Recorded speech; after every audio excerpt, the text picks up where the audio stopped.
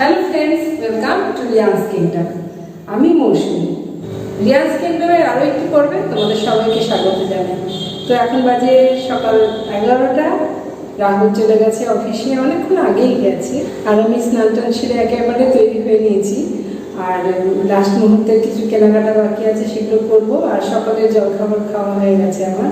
তার আগে ঘর বাড়ি সমস্ত পরিষ্কার করে, ময়লা চারিদিকে যা ছিল আবর্জনা সমস্ত পরিষ্কার করে স্নান টান সেরে নিয়েছি।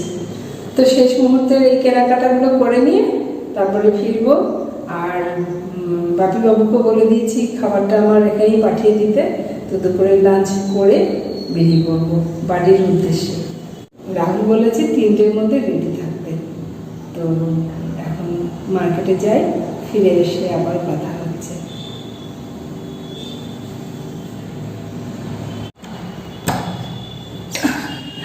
দরজার ছিটকানিটা এত উঁচুতে আমার পক্ষে বন্ধ করা খুব মুশকিল। তো আমি ফিরে এসেছি। আর কি কি কেনাকাটা করলাম লাস্ট মুহূর্তে সেগুলো একটু দেখাই চলো। তো এই হ্যান্ড ওয়াশটা কিনেছি। হ্যান্ড ওয়াশ ছাড়া তো চলে না। 10 জন মানুষ থাকলেও যা যা দরকার হয়, একজন মানুষেরও তাই তাই দরকার হয়। সুতরাং একটা সংসারে যা যা লাগে সবই কিনতে হয়েছে। আর এরকম একটা জালি কিনেছি। জালিটা বেশ লম্বা টাইপের, আর পিঠ ঘষার পক্ষে মনে হলো আমার বেশ কাজে দেবে। দুপাশে দুটো দড়ি সিস্টেম। আর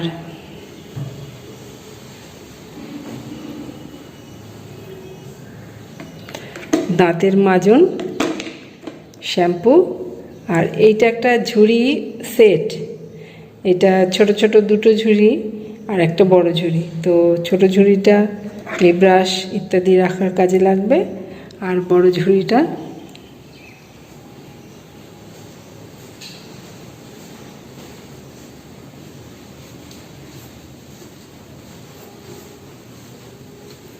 আপাতত এই টেবিলে রেখেছি। যদি এসে কিছু রাখতে চায়, ঘড়ি ফড়ি খুলে ইত্যাদি। আর এটা এর সঙ্গে একটা সেট, তো এটার মধ্যে পেন ইত্যাদি রাখতে পারবে। আপাতত জল রেখে দিয়েছি আমি। আর ঠাকুরটা এখানটা রাখা হয়েছে। আর ঠাকুরের জন্য একটা ধূপকাঠি কিনলাম। ধূপকাঠিটা খুব সুন্দর গন্ধ। জ্বালানো হয়নি, কিন্তু ঘর পুরো গন্ধে মম করছে। আর ওকে ভাবছি এরকম ছোট ছোট কোন টাইপের ধূপকাঠি হয় না, সেগুলো কিনে দেবো। তো এর মধ্যে ও জ্বালিয়ে দিতে পারবে। কারণ এর জন্য আবার স্ট্যান্ড দরকার। সেই ধূপগুলো কোথায় পড়বে, ঘর কে পরিষ্কার করবে, পরিষ্কার রাখবে, এসব তো জানা নেই। তো একজন কাজের মাসির কথা আমি বলেছি, দেখা যাক। তো আমাদের লাগেজপত্র, ওটা আমার লাগেজ, এটা ছেলের লাগেজ, তৈরি একদম আমরা। তো সকালবেলা ডাস্টবিন পরিষ্কার করলাম, সমস্ত কিছু ফেলে দিয়ে এলাম ডাস্টবিনে। একজন আম খেতে দিয়েছিল, খাওয়া হয়নি আম। তো 2 দিন ধরে এই শালপাতাতে আমি খাচ্ছি খাবার। আর এখানে ওই যে ফ্যান লাগানো হয়েছে, আর কি কি সব হয়েছে, তা সেই সব কাগজপত্র রয়েছে। তো সিকিউরিটিকে আমি বললাম যে এগুলো কী করবো। বলল যে ঘরের বাইরে বের করে দেবেন, আমাদের ঝাড়ুদার যে সে নিয়ে যাবে। আর এখানটায় সকালবেলা একটু রোদ আসছিল বলে আমি জিনিসপত্র এখানটায় রোদ্রে মেলেছিলাম। তো এই হলো আমার ঝাড়গ্রামের ছোট্ট একটা গল্প। তো খাবার এলে দেখা যাবে খেতে পারি কি পারি না, কারণ জলখাবারটা বেশ ভারী হয়েছিল। আর এই ঘরটায় এই যে ম্যাট্রেসটা দেখা যাচ্ছে, এই ম্যাট্রেসটা না ভীষণ শক্ত। তো সস্তার 3 অবস্থা বলে না, তো সেরকমই। তো পরে আবার কার্লনের একটা আনা হয়েছে, যেটা কিনা রাহুলের বেডে পাতা হয়েছে। আর কার্লনের যে প্লাস্টিকটা, ওটা এটাকে ঢুকিয়ে দিলাম। এটাকে নিচে পেতেই আমি কালকে শুয়েছিলাম। আর আমার তো মাদুর আছে, মাদুরে শুতে আমার ভীষণ ভালো লাগে। তো এই ম্যাট্রেসটা পেতে, তার উপরে মাদুর পেতে আমি রাতে শুয়েছিলাম। আর এই ঘরে আপাতত আর কিচ্ছু নেই। আর এখানে ফ্যান আছে, দুটো ফ্যান লাগানো হয়েছে, এখানে একটা আর ওই ঘরে একটা। তো এই ফ্যানের তলাতেই আমি কালকে রাতে শুয়েছিলাম। আর ঝাড়গ্রামে আসা অবধি কালকে প্রথমবার আমি খুব ভালো ঘুমিয়েছি। তো চলো ফাইনালি রাহুলের ঘরটা আরেকবার দেখিয়ে দিই। তো বিছানায় আমি বসেছিলাম, একটু আগোছালো হয়ে আছে। তো আরেকটা জিনিস কিনেছি, সেটা হলো এই টাওয়েলটা। এটা ও বসার জন্য বলেছিল যে মা একটা টাওয়েল কিনো, তাহলে ঘামটাম হলে এটা গার্ড করবে। আর একটা বাস্কেট কিনেছি, এরকম হাতল লাগানো, এরকম হাতল লাগানো আছে কাগজ টাগজ ফেলার জন্য। আর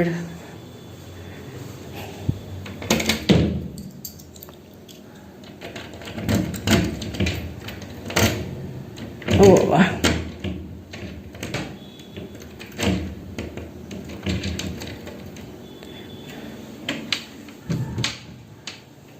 বালিশগুলো এখানে ঢুকিয়ে দিলাম, কারণ দুদিনের জন্য ও আবার বাড়িতে চলে যাচ্ছে, ধুলো ময়লা হয়ে থাকবে। তো এরকম রেখে দিয়েছি। এখানে ওর ল্যাপটপ আর এক্সট্রা একটা বিছানার চাদর কিনেছিলাম এরকম। তো ওর ঘরের সঙ্গে, ঘরের রঙের সঙ্গে সামঞ্জস্য রেখে সব কেনাকাটাগুলো করার চেষ্টা করেছি। আর দাঁড়াও লাইট জ্বালি।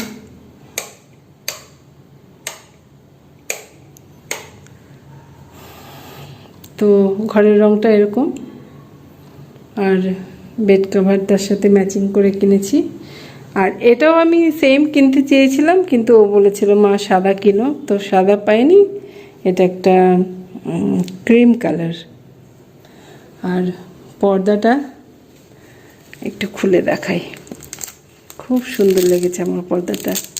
দাঁড়া পুরো খুলে দেখাচ্ছি। 바람이 불어온 그 밤에 꺼진했던 조각들이 난 떠올라 순간에 falling down 감추려 애썼던 마음 다 들킬까봐 도망가 버렸지 깊은 밤 잠든 널 내 안에 담아두고 있어 দেখা যাক খেতে পারি কি না, কারণ কালকে পুরোটা ভাত খেতে পারিনি, আর ভাত ফেলতে ভীষণ বাজে লাগে আমার। তো এই শাল পাতাতে খাবো, খাবারটা বেড়ে নিই আগে।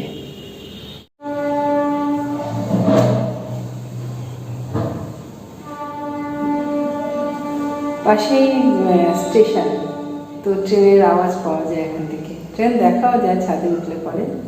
তো দেখি আজ খাবারে কী কী দিয়েছে। এত গাজর থাকে খাবারের মধ্যে,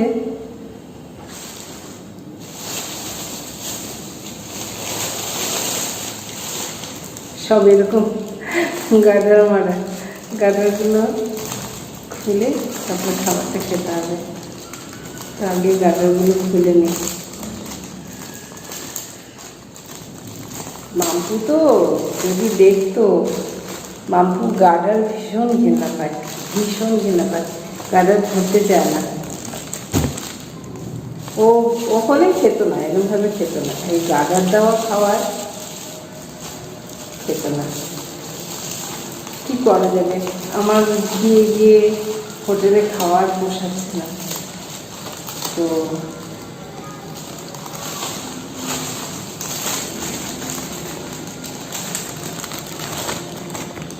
তো এটাতে স্যালাড,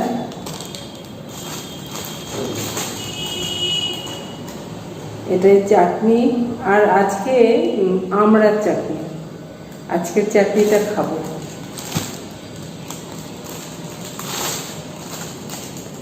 আর সেই মিষ্টি, ছোট্ট এইটুকুনি মিষ্টি, যেমন আমরা নাড়ু করি ওইরকম সাইজের, সেই আলু ভাজা। আর আজকের আলু ভাজাটায় পোস্ত আছে। এটা পাঁপড়,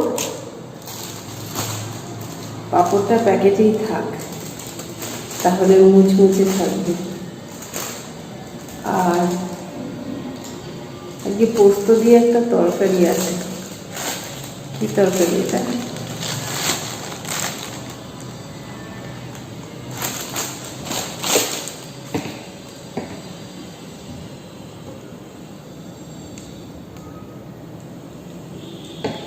এটা বেশ সুন্দর গন্ধ বেরোচ্ছে। এটা মনে হয় কুঁদরি। কুঁদরি আছে, আলু আছে, আর একটা কি আছে বুঝতে পারছি না। গন্ধটা তো বেশ দারুণ বেরিয়েছে। এটা টক দই। টক দইটা না আমি খেতে পারি না, তো দেখি আজকে চিনি আছে, চিনি দিয়ে খাওয়ার চেষ্টা করবে। ও ওখানটায় স্মার্টে গিয়েছিলাম কেনাকাটা করতে। কেনাকাটার পরে তো একটা 1 কিলো চিনির প্যাকেট বলে 1 কিলো আটা অথবা 1 কিলো চিনি নিতে পারেন, তো কোনটা নেবেন? তো আমি আটা নিতে চাইছিলাম। বাবু বলে আটা নিয়ে কী করবেন, চিনি স্যার চা খেতে পারবে। তো স্যার তো চায়ে চিনি খায় না, উনি বললেন ওনার মুখ রাখতে নিলাম। আর ওরে বাবা, 2 প্যাকেট একসঙ্গে গাডার বাঁধা।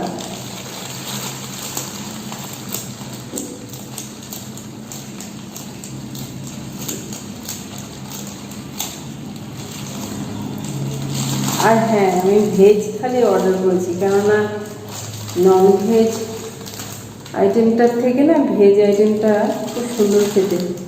ও এখানে ডাল আছে আর এখানটায় আলু পটলের তরকারি আছে। তো আলু পটলের তরকারিটা এখন ঢালবো না, এখানে থাক, কারণ পুরো থালাটা ভর্তি হয়ে যাবে।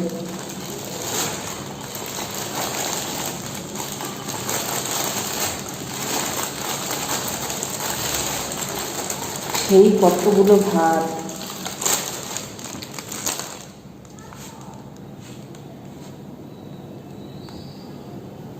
অনেকটা ভাত।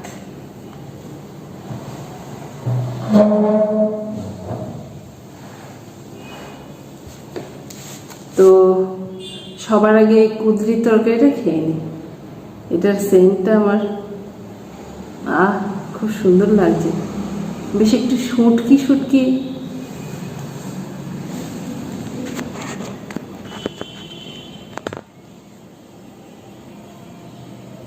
কুঁদরির তরকারিটা একটু শুটকি গন্ধ লাগছে। এটা কি বিশেষ উপকরণ দিয়েছে যার জন্য এই গন্ধটা?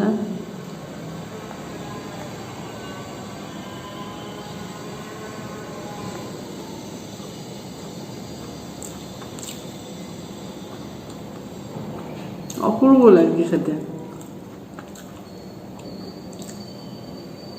গন্ধটা আমি বুঝতেই পারছি না কি দেওয়া আছে। তো ঝাড়গ্রামে আমি যেসব ভিডিও দেখেছি তাতে দেখেছি ওরা পিঁপড়ে বাটা খায়। আবার এই তরকারির মধ্যে পিঁপড়ে বাটা নেই তো।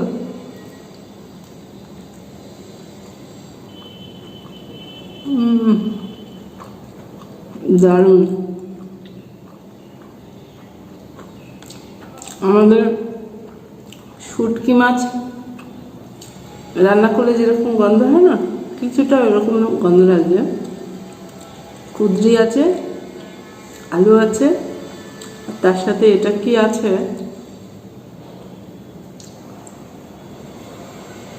এটা বুঝতে পারছি না। এটা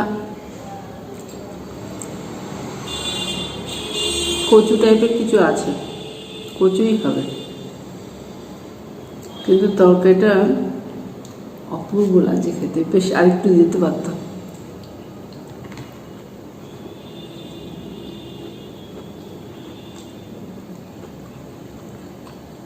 দারুণ খেতে।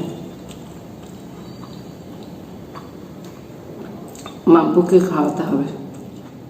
অবশ্য মাম্পু শুটকি মাছ খায় না।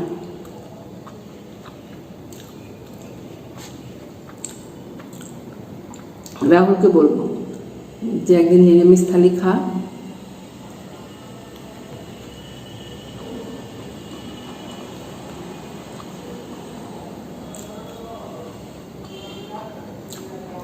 দারুণ, আমি কখনো খাইনি এরকম।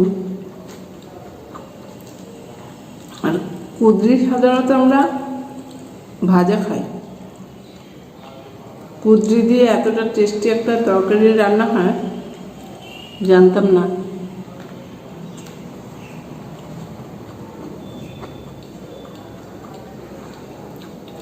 দারুণ লাগছে।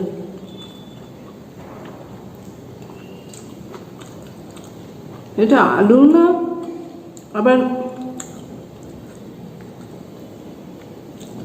এটা কি আছে? আলু তো চৌকো করে কাটা, এটা আলু তো যাই হোক, খাওয়াটা খুব ভালো লাগছে।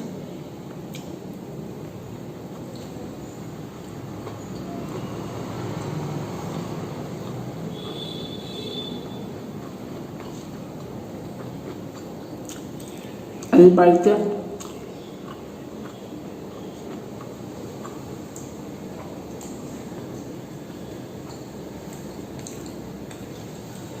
আজ বাড়িতে এতদিন পরে ফিরবো বলে স্পেশাল রান্না হচ্ছে।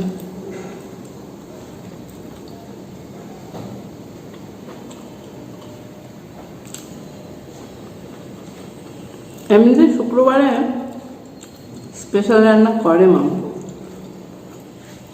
কারণ দাদা বোন অ্যাবাকাসে যায়, ওখান থেকে এসে আর ভাত খেতে চায় না।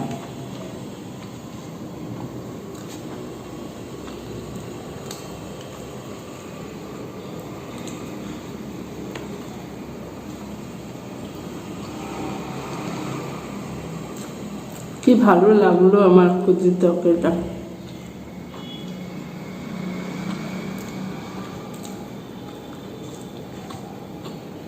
এটা সামনে বসে খেলে না আমি আবার নিতাম।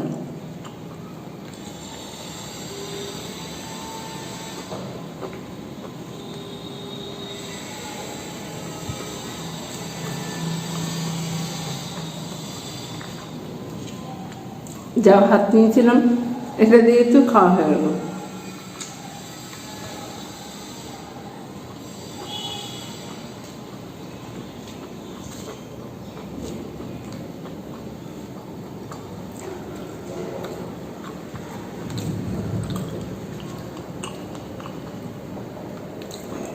বাপি বাবুকে বলে দিয়েছিলাম যে সবজির তরকারি থাকলে নিয়ে আসবেন তো, কারণ গতকালের খাওয়াটা না বড্ড আলুর আইটেম ছিল, আলু পোস্ত, আলু ভাজা।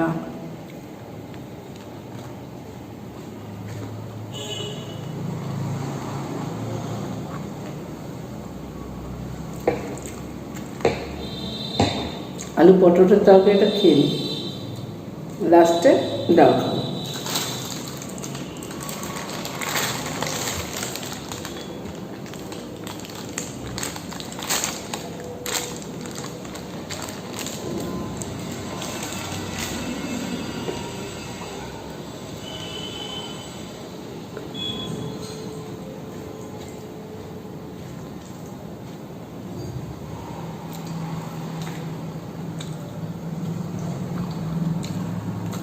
এটা খেতেও খুব ভালো হয়েছে।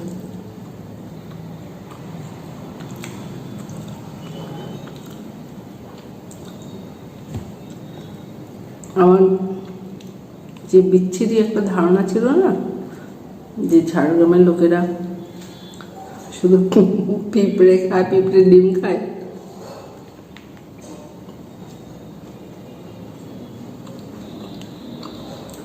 সে ধারণাটা একদম পাল্টে গেল। আরে আসার সময় রাস্তায় এদিক ওদিক যখন আমি দেখতে দেখতে আসি, সেরকম একটা চাষবাস হতে দেখি না।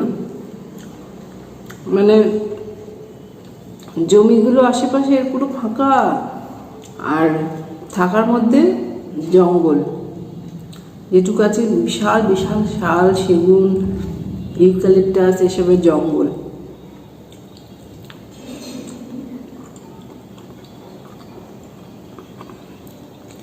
তো আমি অনেককে জিজ্ঞেস করেছি যেখানে চাষবাস হয় না, বলে এখানে একটু খানিকটা মালভূমি অঞ্চল মতো তো, আর নোনা মাটি, লাল মাটি, তো এখানে তেমন ভালো চাষ হয় না। তবে আমার পাশে যে মেয়েটি থাকে পরিবার নিয়ে, উনি আবার পশু চিকিৎসক, ভেটেরিনারি ডাক্তার।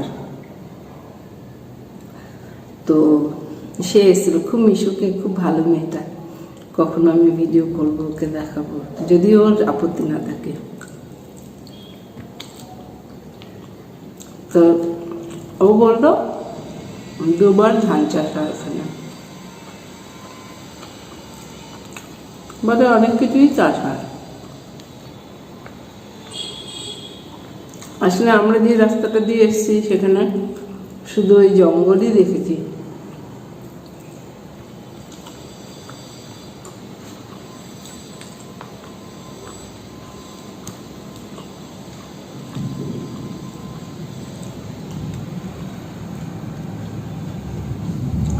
তবে এটা ঠিক, আমাদের অন্যান্য জেলায় যেরকম, বিশেষ করে নদীয়া জেলার উপর দিয়ে যদি ট্রেনে করে কখনো যান, এত সর্ষে ক্ষেত, এত ধানের ক্ষেত, চোখ জুড়িয়ে যায়।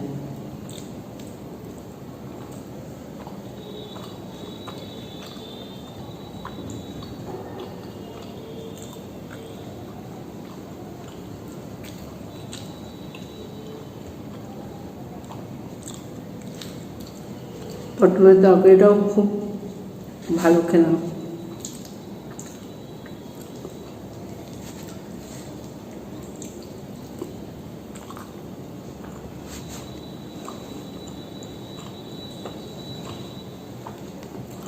তরকারিটা এত ভালো খাচ্ছি, আমি স্যালাডের কথা ভুলেই গেছি।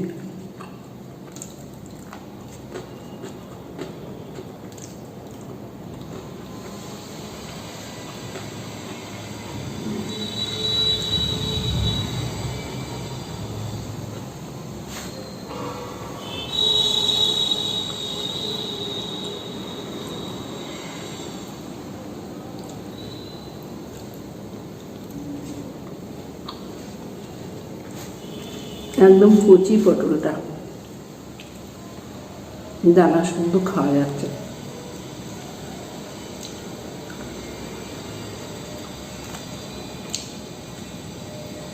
আপনারা বলবো কি তুমি বলবো বুঝতে পারছি না, কারা আমার ভিডিওটা দেখছে হয়তো ভাবছো যে বকবক বকবক করছে।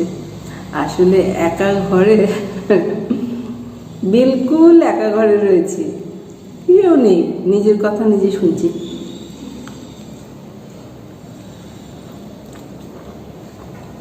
তাই ক্যামেরাটাকে যদি ভাবি যে আমার সামনে অনেক লোক বসে আছে,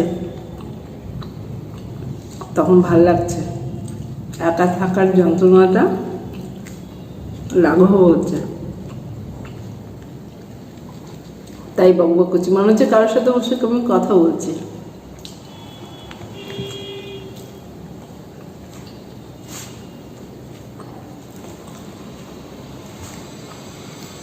আরেকটু ভাবলাম,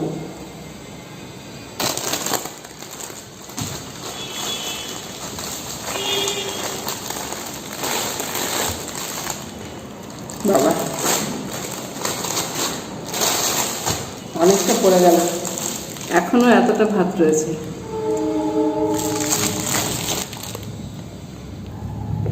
অনেকটা ভাত পড়ে গেল।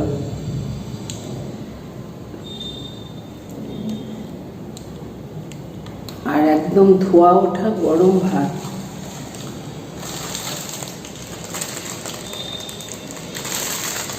ডালটা কালকে আমি ভেবেছিলাম, আমরা হাতা দিয়ে বাটিতে যখন ঢালি, হাতা দিয়ে একটু নেড়ে নিই না ডালটা, আর কালকে আমি ডালটা যখন ঢেলেছি, প্রথমে ডালের উপরে জলটা, ভাসা জলটা পড়েছে, তারপরে ঘন ডালটা এই যে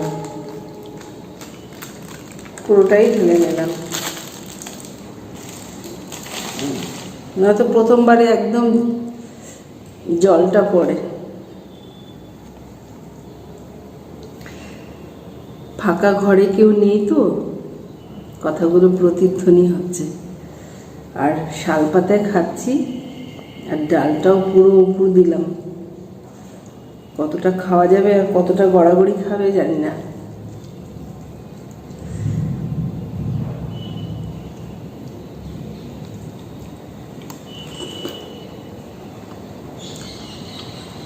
বাহ, ডালটাও ভালো।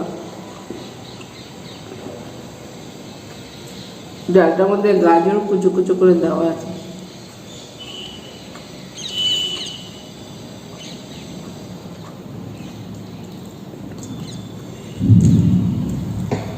মেঘ ডাকছে আকাশে।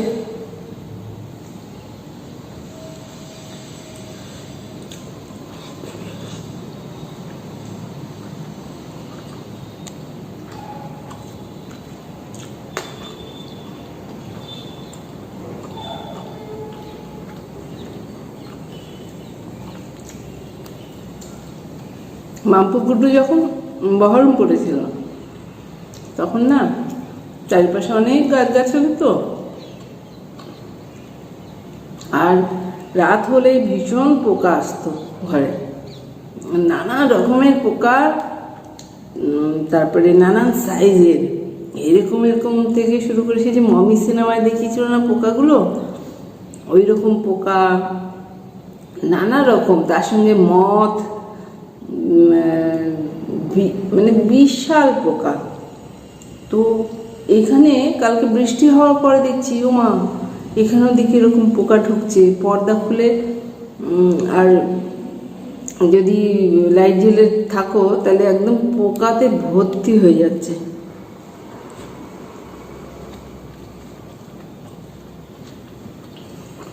আমি ভাবলাম রাতে বুঝি আসছে, মা সকালে উঠে দেখি সে একই রকম অবস্থা।